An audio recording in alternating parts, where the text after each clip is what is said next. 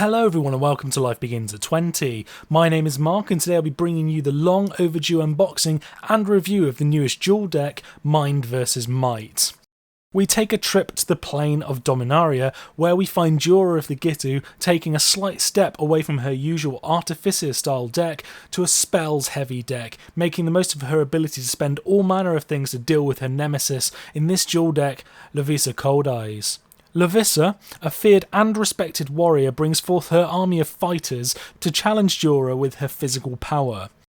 Wisdom or strength? Which will you choose? Inside the box you will find the following.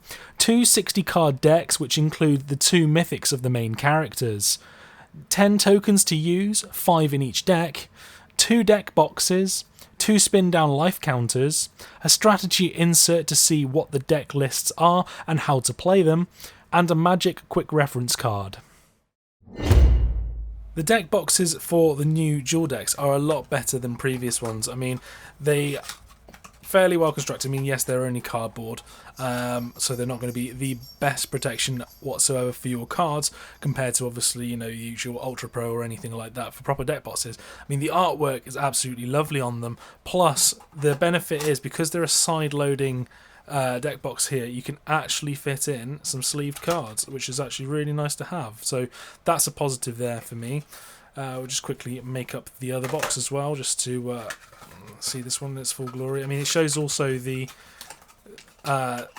2 mana combinations as well up in the corner there. But no, they're 2 very nice looking deck boxes, and I do love the artwork for the 2 main characters for this Duel deck. Just before we do get into the decks themselves, I just wanted to take a quick look at the guide that they've given with us here. So obviously we get to know a little bit more about the characters here. So Lovisa Coldeyes there. I mean, the artwork's absolutely stunning for these 2. It also gives a full deck list and also some tips for how to play this Might deck. If we flip it over, we get to see Jhiora of the Ghitu there. I mean, again, the artwork is absolutely stunning. A little bit about her backstory as well. Her deck list, a few bit tips there. I mean, to be perfectly honest, the Mind deck's going to need a few more tips than the Might deck, and I'll get into the reasons why a little later on. And just, you know, this is really nice to have for a newer player just trying to get into this to see what the decks can do. So starting off with the Mind deck here, I mean, I absolutely love the artwork on this new card.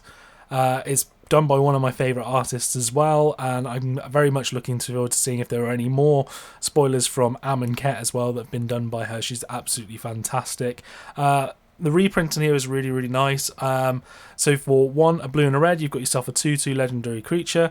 You can pay 2 to exile a non-land card from your hand, put 4 time counters on it, exiled and suspended, which is really nice. It means you can play lots of big things with suspend counters, and that's the whole point, well, partially the whole point of this deck, is to control the game and then put massive great things out a lot cheaper than normal.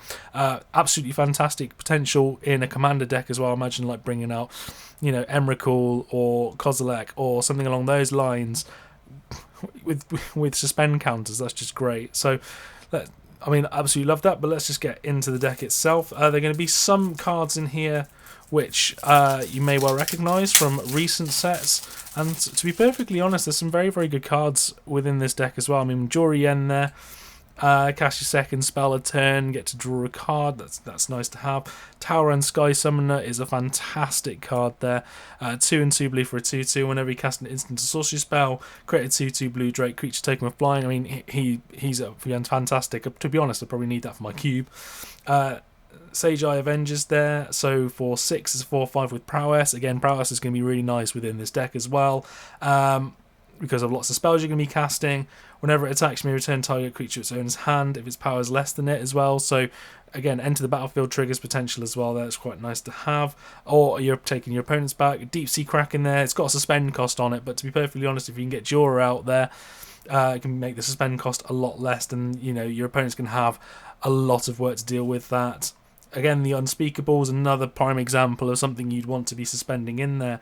That is a little bit of a beast. So it's a 9 cost 6/7 fly with trample, and deals combat damage. You may return an arcane card from your graveyard to your hand, so it also is going to potentially get some spells back as well, so that's nice. Quicken's a nice spell to have here. 1 cost, next sorcery spell you can cast as though it had flash, so it turns a sorcery in an instant. That's really nice, and you get to draw a card. That's really nice, and I do like the artwork there. Mind's Desire, so we've got 4 and 2 blue. Shuffle your library, then exile top card of your library. Until then, you can pay it without its paying its mana cost, which is really nice again with some of the big creatures you're going to have there. Plus, it's got Storm. This is something that I was going to go over for this deck. To be perfectly honest, it might be quite a complicated style deck with mechanics for a newer player. I mean, you've got the Planeswalker decks out there that are supposed to be for the newer player, but you know, this is something that you'd like to potentially pick up to give a game with your partner or a friend or something along those lines. And, you know, Storm mechanics there and other bits and pieces like that, suspend and all these kind of things, are actually quite complicated for a player that hasn't ever seen them before. Next we got Volcanic Vision, so 5 and 2 red, sorcery, return target instant sorcery card from your graveyard to your hand, and it deals damage equal to that card's converted mana cost to each creature your opponents control. That's pretty nice to have, especially if, you know, bring Mind's Desire back. That's 6 damage to every single creature your opponent has. That's cool. Firemind's Foresight, 7 cost instant.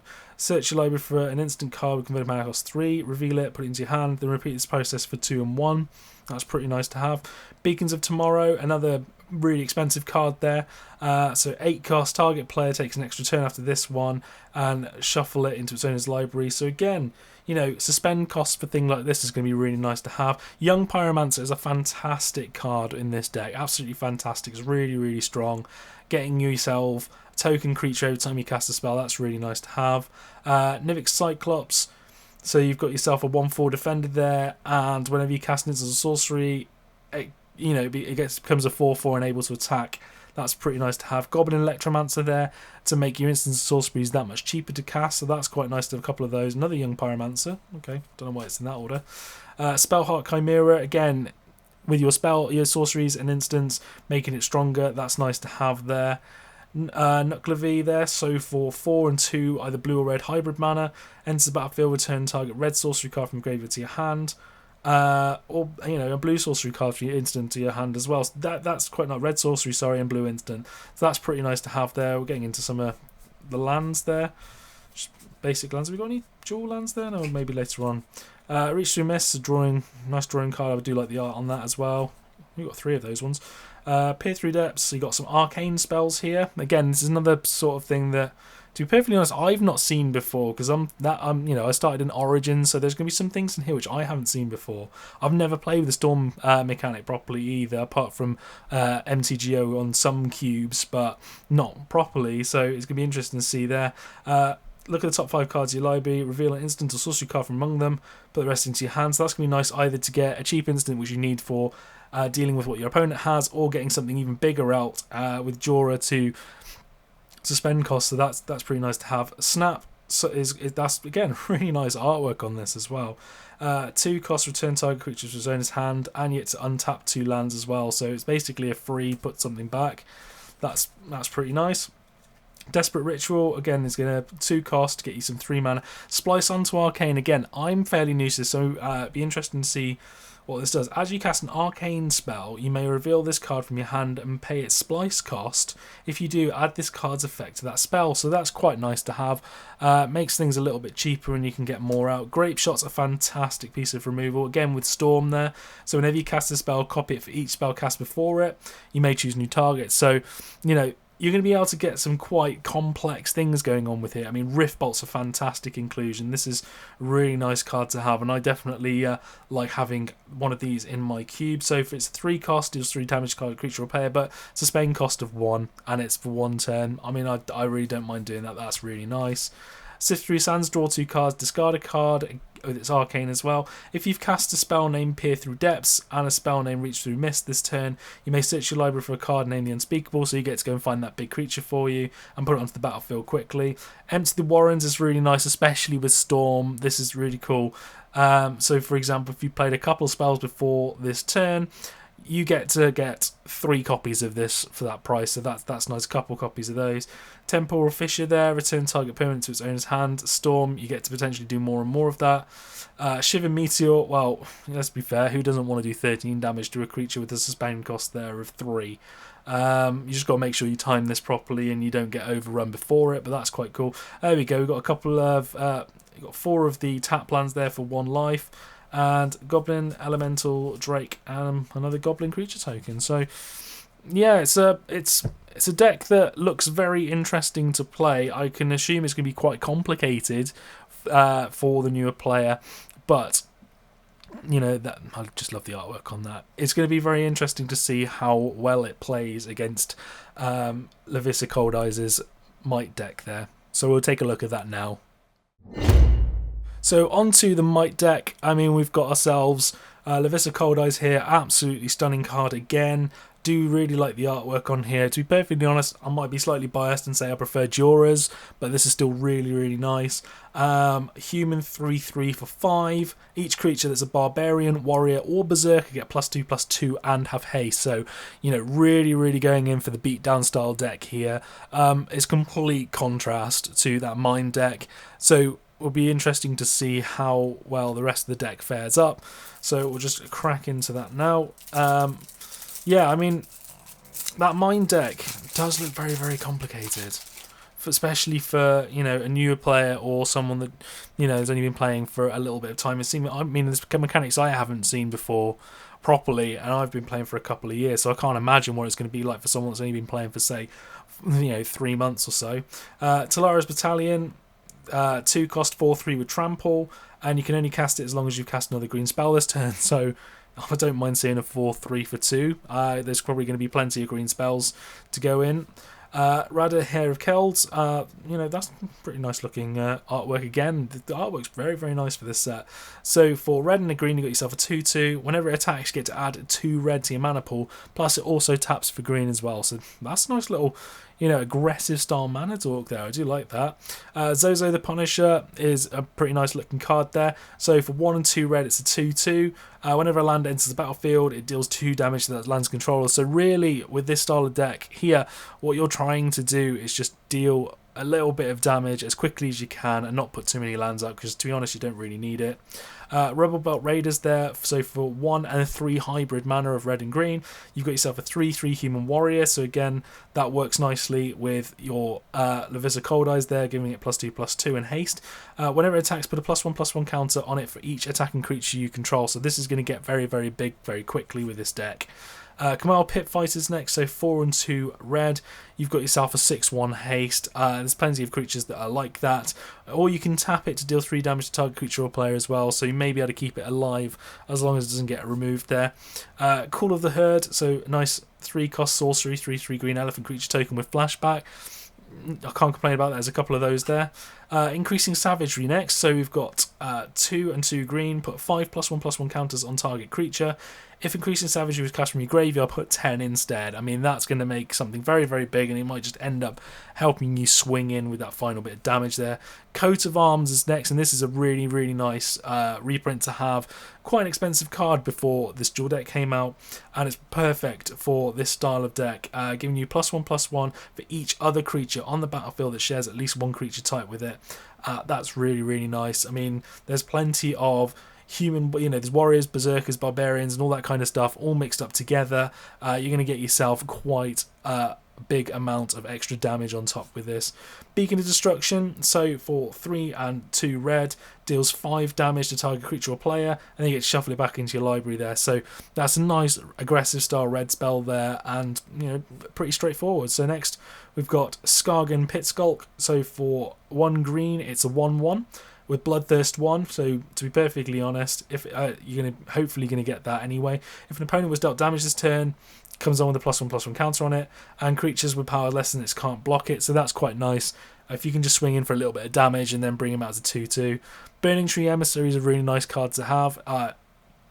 It's just been actually brought down to common level, so I'm a bit surprised that it's put as an uncommon in this one, but never mind.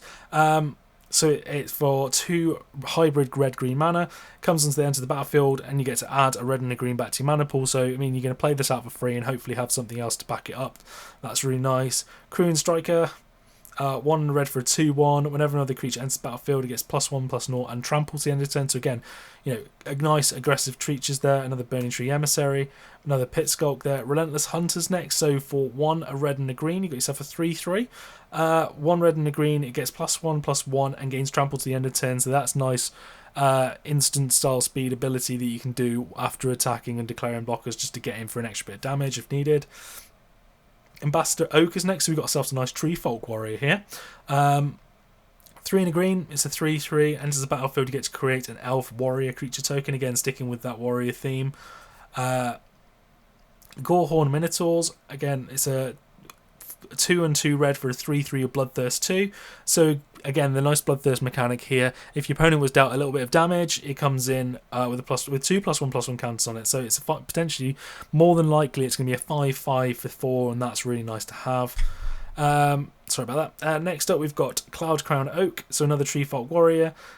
2 and 2 green for a 3/4 with Reach, always useful. Boldwyr Intimidators next, so 5 and 2 red is probably going to be the top of your curb.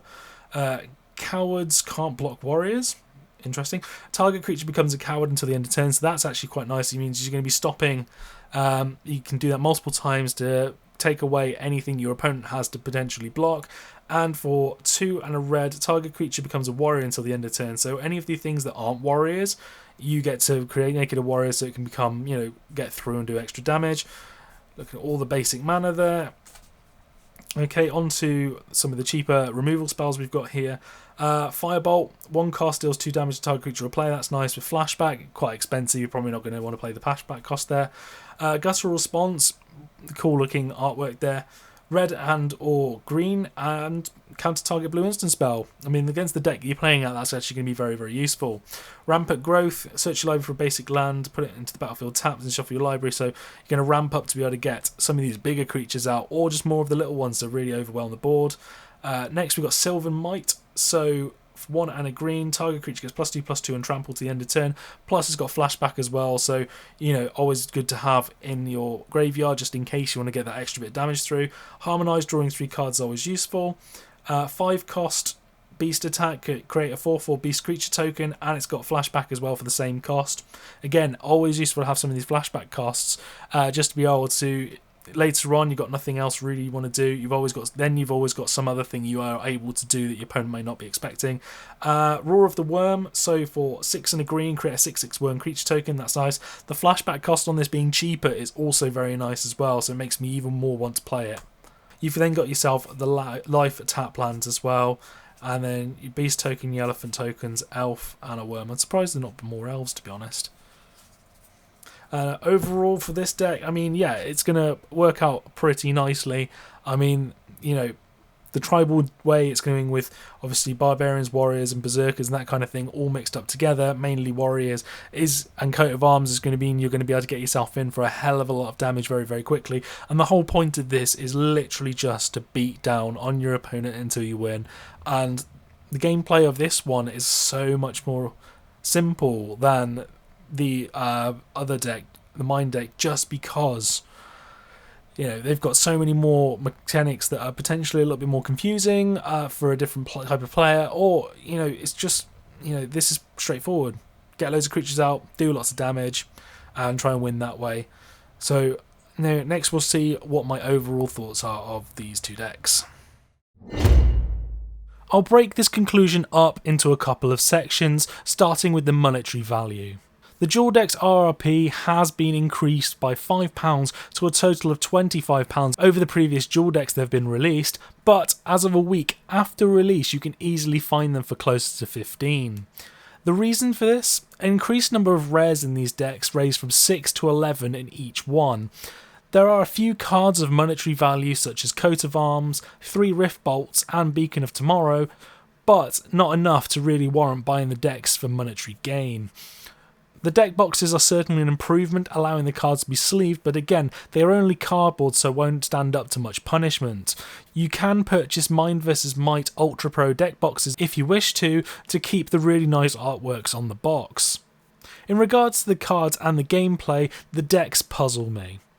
There are some great cards in this deck. The Mind deck certainly has the greater number of them, with Rift Bolts, Young Pyromancer, Talrand, Empty the Warrens and so on, but the biggest problem I have is the target audience I think this is meant to be for may well struggle with the gameplay style and mechanics that this deck is supposed to accomplish.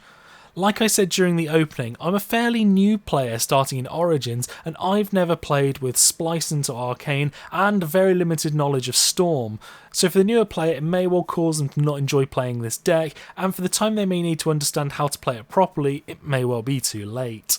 The player needs to be able to play a control game, biding their time until they can overwhelm with a flurry of spells that turn the game in their favour. I certainly didn't feel that Mind had enough removal at its disposal to deal with the Might deck.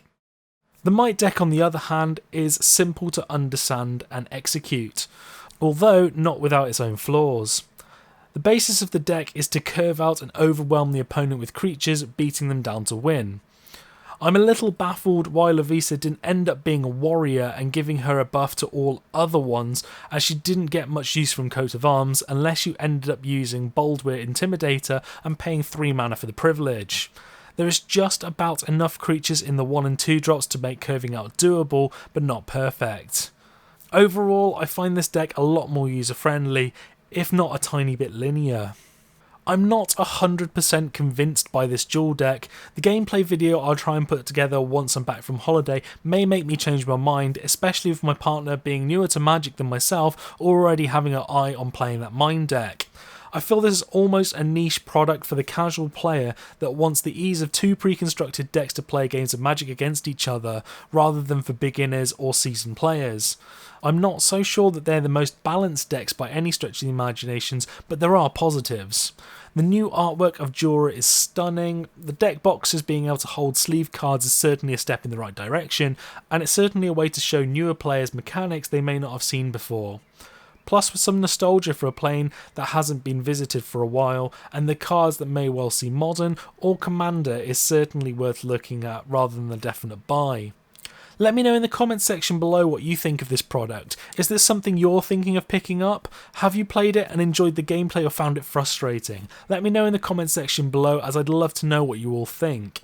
If you enjoyed the video, do hit that thumbs up button. If you haven't already, hit that subscribe button for new videos every Tuesday and Friday, and don't forget to hit the notification bell to know exactly when these videos have been uploaded.